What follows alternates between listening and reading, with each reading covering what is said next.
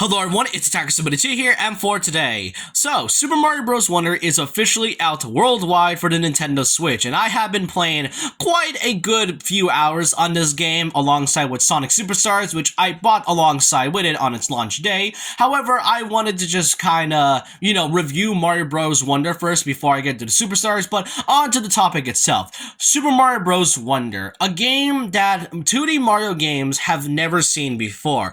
Ever since the first ever one that came out for the Nintendo DS, the Super Mario Bros. Series on the 2D side has always been unfortunately repetitive. The first couple ones were great. The DS one was my first ever Mario game, and I've enjoyed every single bit of it. And the Wii one absolutely was so good because they brought in 4-player multiplayer, which is really great because, you want some more variety with this one. But then the 2010s came around where Mario Bros. 2, then Mario Bros. U for the Wii U, and then its deluxe version on the Switch. Yeah, you can kind of tell that many Mario fans and Nintendo fans were really tired of the whole 2D Mario thing because of how very stale and pretty much the same ever since the first game came out. But Mario Bros. Wonder is different. When they first shown off from the trailer itself and the gameplay and most of it, there was something different about Mario Bros. Wonder that absolutely changes a lot of things in 2D Mario game. I want to say that Super Mario Bros. Wonder is by far one of the most well done and yet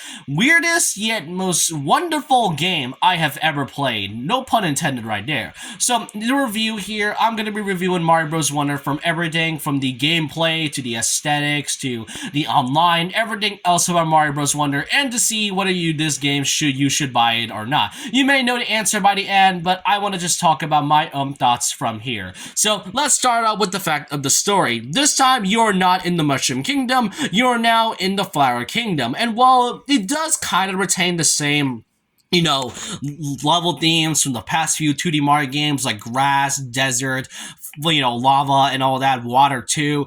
There's something different about this because this is taken in a new kingdom and every single level has their own unique take. Bowser himself also is a castle apparently because of a certain effect that he taken from the Flower Kingdom, and this is pretty much where you're supposed to be.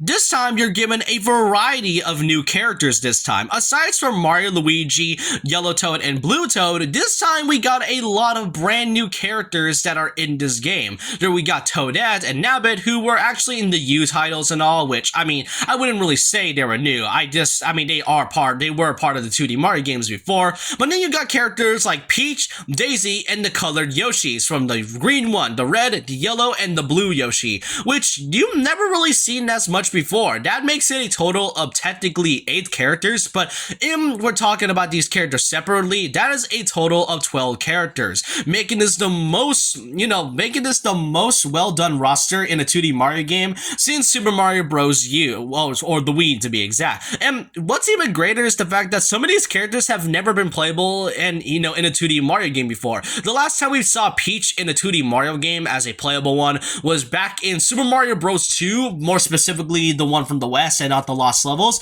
and Daisy as well. Daisy is actually a new character in this one, and she has not made a single 2D Mario game appearance since her first one in Super Mario Land. So that's what I like about it. The fact that they actually added Daisy as part of this adventure is a really, really interesting one because we've never seen Daisy ever playable in a mainline Mario game aside from the ones from the sports spin-offs one. So it's great and refreshing as well.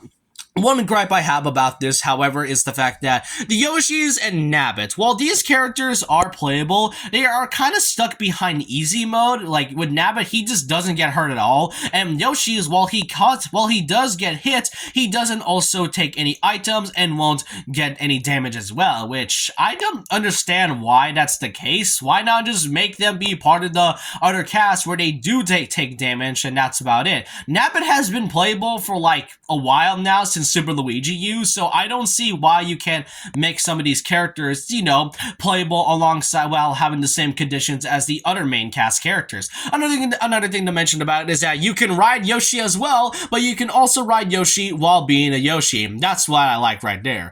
But we get to the most interesting part, the voice acting. The voice acting for every character is so well done. Most notably, in my opinion, is Mario and Luigi's newest actor, Kevin Afghani, who has been confirmed to be the new voice of Mario Mario and Luigi from here on out. It's unknown if he'll also voice Wario and Waluigi, but for now, I want to say that Kevin absolutely did a good job voicing these two plumbers, because otherwise I would have not known that those were that Mario and Luigi got new voice actors, since Charles Martinet has retired and all. So it is great to see that Kevin did a very well job on expressing and voicing Mario and Luigi, making them pretty accurate to Charles Martinet's voice acting. I hope Nintendo fans can be very civil about this and can, give Kevin a nice warm welcome into the Mario community, and to see what else his other voice acting career can take as the two plumbers in the future.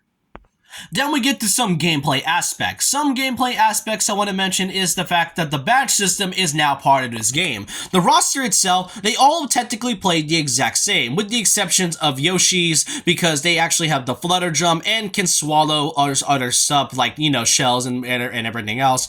But for the badge system, with every character playing the exact same, there's actually a lot of variety when choosing these specific type of badges. For example, we got the gliding mechanic, we also got the floating and high jump, and you got the blue badges, which can be obtained via, shopping and all. And then we get to these special badges, which, if I can recall, you can only obtain by just basically going through certain places, which is the special world, which is basically, a technically World 9 sort of aesthetic from the past 2D Mario games.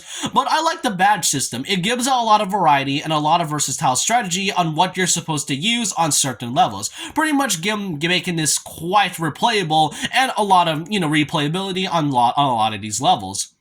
Speaking of levels, the level system has also been fixed in every way possible. You see, aside from the past few 2D Mario games, you mostly just have to run through every world and all that. Instead, with Mario Bros. Wonder, you have a mapping system where you get to choose on which level you wanted to go back by pressing the L button, and then you'll see all the levels in each world that you're going to. And every level itself is so great on its own. Like I mentioned, you still retain the whole 2D aesthetic of themes from, desert and grass, but everything is so unique and refreshing that they honestly don't feel like they have the same themes at all. The first world itself is one of the most charming ones I went through, and another notable thing about the gameplay is that there is no timer this time. In the past 2D Mario games, you've always have a timer that goes around either 300 to 350 seconds per level and all, but now there's no timer at all, pretty much making a lot of opportunities for you to just breeze through the level without any issues whatsoever. I'm glad they removed the timer. Sometimes it's really great so they can hurry up, but whenever you want to get certain collectibles, it's kind of hard to do so. Another thing to mention is that they do have a brand new currency in this one, aside from the regular coins, which you can obviously get new lives by getting over 100. You also got these purple flower coins that you get on each level, and there's also the 10 purple coins, which, by the way, they are required for you to get some sort of 100% completion. Keep in mind that I've only played a few hours in, so I'm only on World 3 at the moment, but every level and every aspect is so great and unique because of how refreshing they are. Every once in a while, after you beat main levels, you also go to these break time levels. Sometimes you have a break time level where you either get some sort of, you'll have to go to a battle arena or solve some puzzle or just absolutely do anything else. And for the badge system, I forgot to mention about, the badges can be obtained by certain levels, and once you master them, you'll get that badge as an unlockable. There are some badge levels that goes into an upper level. And another thing to mention is that you can tell how easy or hard the level is just by their difficulty rated. Like the first couple levels have 1 star, sometimes 2 stars, and the most difficult ones have either 4, 5. I think there's also a 6 star as well.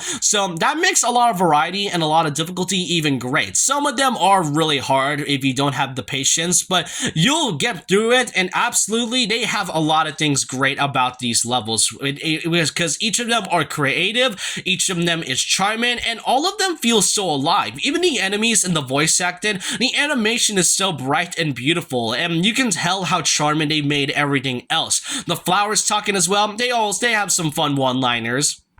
Then we get to the new power-ups. Aside from the iconic the iconic power super mushroom, the superstar, and the fire flower, we got 3 new power-ups, which technically Honestly, I think a couple of them weren't exactly new since, you know, they were in past Mario games, but one of the new ones was the elephant fruit, which can transform not just Mario, but also Luigi, Peach, Daisy, the Toads, and Toadette into literal elephants. And they actually are pretty versatile. You can use its trunk and squirt out water out of its trunk, making for some nice gameplay mechanics. Then there's the bubble flower, which kind of takes the element of the baby Yoshis from Mario Bros. U, which can spit out bubbles and can basically hit onto some certain areas that you weren't able to hit before, making for some more strategy. Then there's the drill mushroom, which can give you the drill power-up. Technically, it's a power-up that you can get from Mario Galaxy. I think it was either the second game, but really, this run right here is actually well done rather than just being a one-and-done go, and I like the drill power-up. It's so fun. I love these 3 new power-ups, and I really hope they return at some point in the future. I don't think I expect the elephant one to return, but maybe the bubble and drill mushroom could be a great addition on its own.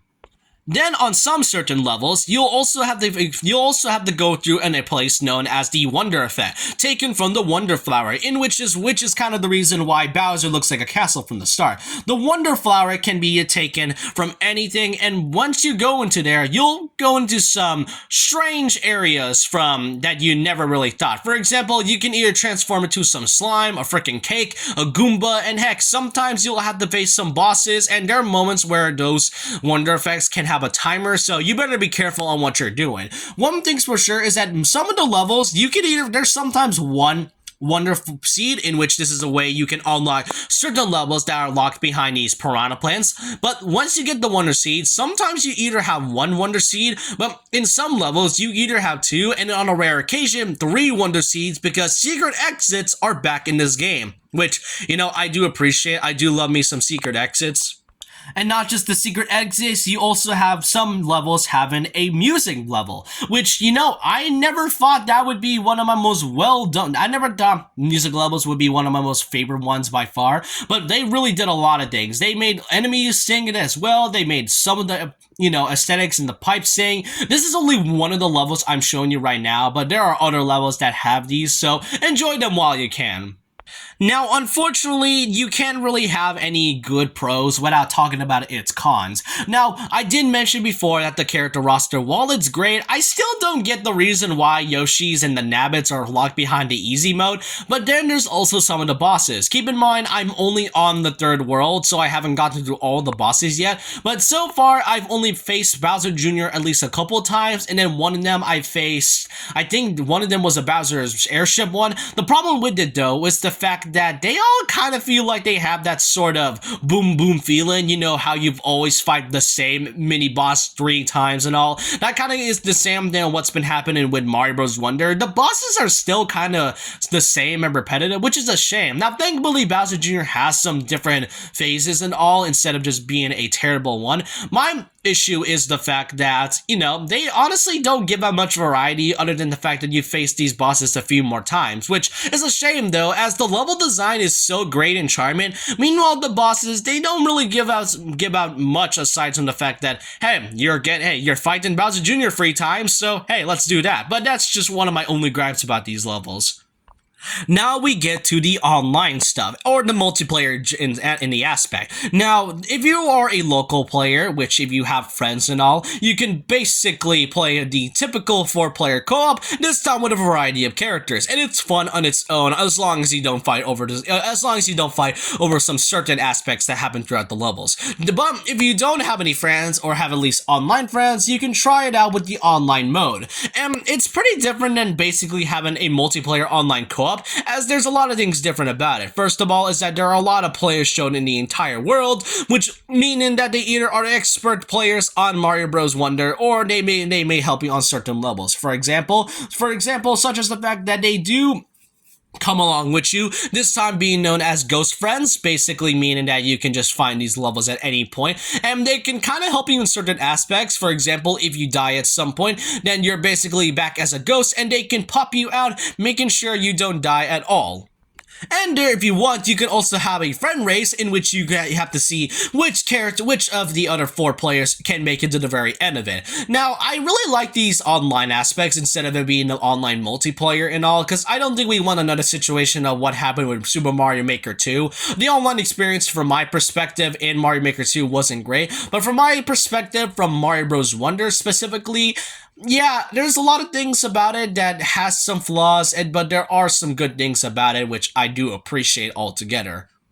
And that was my entire review on Super Mario Bros. Wonder. As I stated from the start, this game has a lot of things going for it. This is actually one of the best 2D Mario games we've had in a while now, and it's really great and refreshing for me to actually be excited for a 2D Mario game for once, given the fact that the past decade and so, the Mario Bros. Franchise in terms of 2D games weren't exactly great. But Mario Bros. Wonder, if this is not nominated for at least part of the Game Awards, then I honestly don't know why that's even an issue to begin with. This game is charming, it's expressive, it has a lot of fun things happening, from the levels to the characters, and especially the animation itself. This game is an absolute fever dream, is all I can say on its own. And I'm glad Nintendo is going to a lot of different routes rather than just being the same thing. You can tell that Nintendo is trying a lot of new things, especially when the fact that the development with this one, they didn't exactly have any deadline, so they can be creative as long as they want, as long as they don't go overboard when it comes to creativity in the aspect. But